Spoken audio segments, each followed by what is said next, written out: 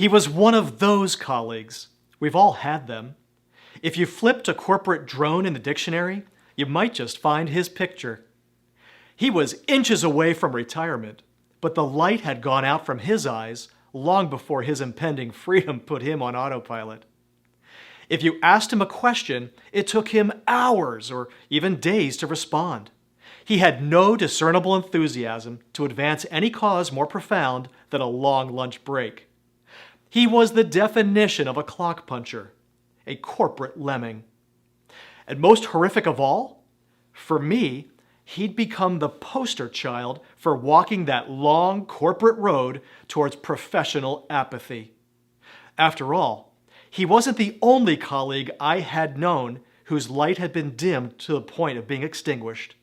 With the glass half full perspective I had at the time, far too many others seemed to be exactly like him, half-heartedly sitting through meetings, avoiding the extra mile like the plague, being put through their lusterless paces. Is this what happens to people in this place? I wondered. When I considered this man, my colleague at one of the world's foremost technology companies, I wondered if I was watching my own fate unfold.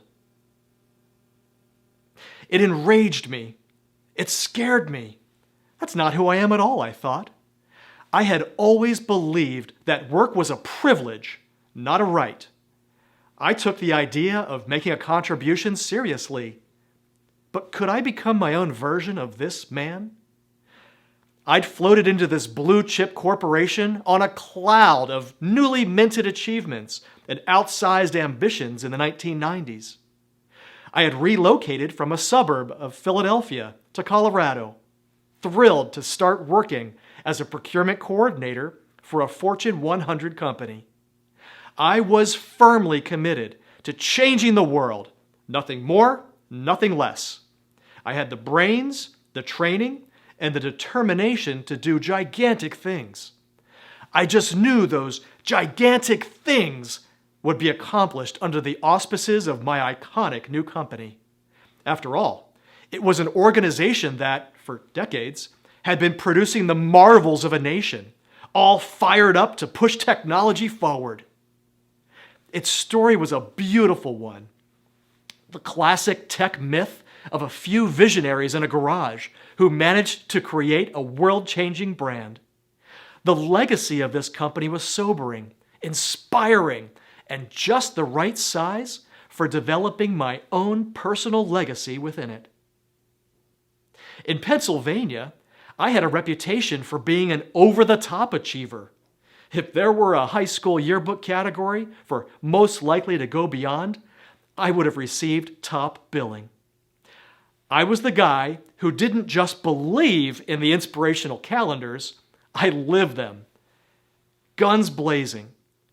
I could never walk slowly or ride my bicycle at a coasting speed. All systems were go, all controls were set for the sun, all phasers were locked. I was the perfect candidate for success in corporate America, or so I believed.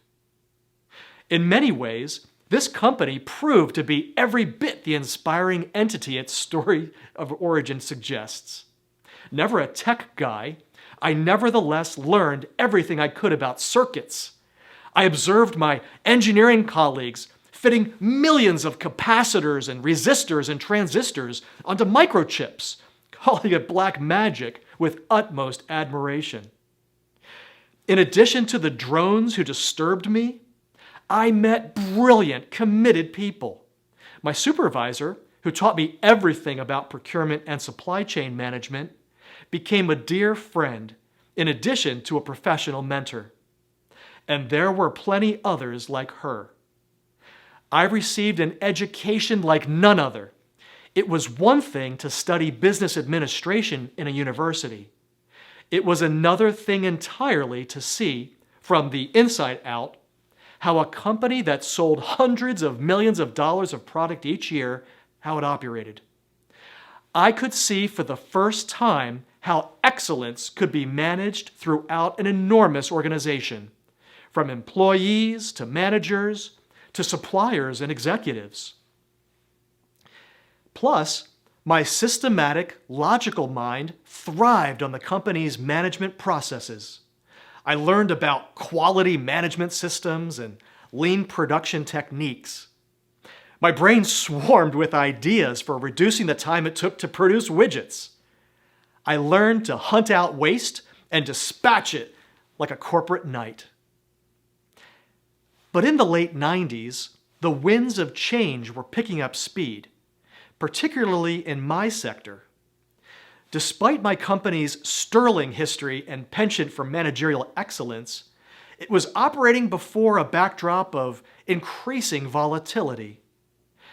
Tech companies were flooded with cash. It was a time of mergers and acquisitions that occurred at breakneck speeds. Companies reorganized, power changed hands, and legacies were interrupted. In 1999, my company spun off from the iconic brand I'd hitched my professional ambitions onto. Suddenly, I was working under a different masthead. I had gone, along with the furniture, to a new professional home, and I was rattled. Furthermore, the spin-off came at a time when my frustrations were already mounting. You see, in addition to the wearying, water torture-like effect my more drone-like colleagues had on me, I had recently tasted serious disappointment. I had worked tirelessly on an exciting project that earned me a write-up in a technical journal. But the product was ultimately quashed when it wouldn't cash flow.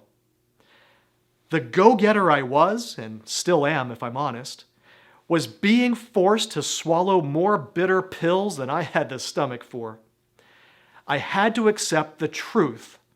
No matter how enthusiastic and hardworking I was, there were forces at work in corporate America that had no concern for my well-being or self-actualization.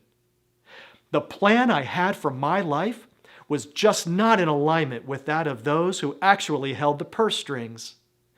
Plus, the negative mindset I tended to have at that time of my life truly made everything worse. Things were genuinely less than ideal, but in my mind, they were horrendous. I hated the level of stress all that corporate volatility entailed. In the World War II version of America that had nurtured my dreams, workers chose a company, worked hard, and stayed there until they chose to leave. The 30-year plan meant something in those days. But I was finding that I had a shelf life of about 3 to 5 years when it came down to it. After dealing with pay cuts and cost of living adjustments and the hard choices that come with taking on new, unexpected roles, I was feeling squeezed to the breaking point. In addition, I would watch upper management types blow whatever money all of this frenetic reorganization generated on cigar collections or fast cars. I made the sacrifices, and the big boys on top, well, they frittered away those rewards. By the year 2001, a millennium was ending, but the era of a corporate plate tectonics showed no signs of slowing down, and I'd had enough. I decided, in my infinite wisdom, to take a break from the corporate world to run a Loveland, Colorado-based juice bar that I'd acquired. Enough technology, enough widgets. I wanted a small business I could really just wrap my arms around and manage exactly the way that I wanted to. Ultimately, I spent 5 wonderful years at that juice bar. Going out on my own and scratching my entrepreneurial itch was good for me. I employed 15 people and loved working with them. Plus, I gained something special out of the business that I'd never expected. A glorious woman took a job as my general manager, and eventually I convinced her to take the position of being my wife. In 2001, getting the juice bar up and running wasn't my only concern. My exit from the corporation had stirred up something inside of me, something fierce and energetic and undeniable. Ever since I was a child, I'd had a strong Christian faith. In 2001, my disappointments and worries and enduring hopes were causing me to re-examine that faith in a whole new way. If my core values meant so much to me, then how could they direct me in this time of uncertainty? How could or should they be driving my decision-making processes, my plans and my ambitions? What I'd seen in corporate America had sometimes inspired me and sometimes disgusted me. In so many ways, its culture contrasted sharply with the vision espoused by my faith. If corporate America valued the bottom line above all else, my faith valued caring for people above all else. If corporate America stood for greed, my faith stood for generosity. If corporate America taught me to sacrifice my health and happiness to a stressed out existence, my faith taught me that my body was a temple that I should revere. And yet, there were aspects of what I'd learned working in a multi-billion-dollar corporate environment that legitimately inspired me. What about those? What about the lessons and best practices and insights of systems and standards like ISO 9001? What about the things I knew about managing excellence and planning for the best possible outcomes? I wanted to know, how can I take what I've learned about planning and managing excellence and marry it with my deepest beliefs and core values? How can I plan for a life that yields not only material success, but also expresses what matters most to me? In 2001, I started journaling like a madman. It started out as a prayer journal, just me recording the cries of my heart. I wrote out my hopes and dreams. I asked myself what my needs and wants were and what direction I wanted to go. I was in a deeply spiritual place, overjoyed to have the space to let my soul do some stretching out and breathing deeply. Before long, around April of that year, the inveterate planner had always started expressing himself loudly on the pages of my journal. Prayers were becoming lists. Rambling thoughts gave way to graphs. Something was taking shape before my eyes. Through writing about what I needed and wanted out of life, I organically produced a list of areas in my life that, when put together, created a striking acronym: F.I.R.E.S. Financial. I wanted and needed professional financial security and success. Internal. I wanted and needed a holistically healthy day-to-day existence. Relational. I wanted and needed good relationships with friends and family. External. I wanted and needed to make social community contributions. Spiritual. I wanted and needed, above all else, to live out my core values. I believed these 5 areas of focus overlapped to provide the best lens for viewing my life. These were the areas in which I could plan for and manage excellence on my own terms. And I knew that everything flowed from S, from the spiritual. Hence, I realized F.I.R.E.S was likely a double backronym.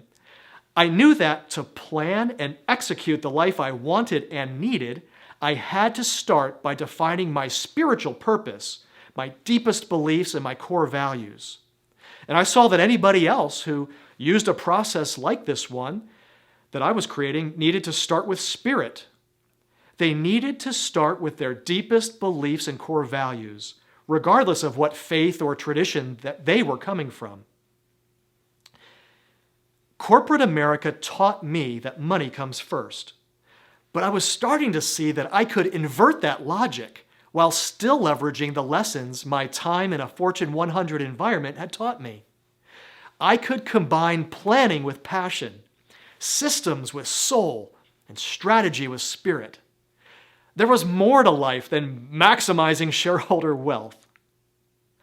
Before long, I had fleshed out the backronym into a complete planning process that was as thorough as any I'd used for corporate procurement.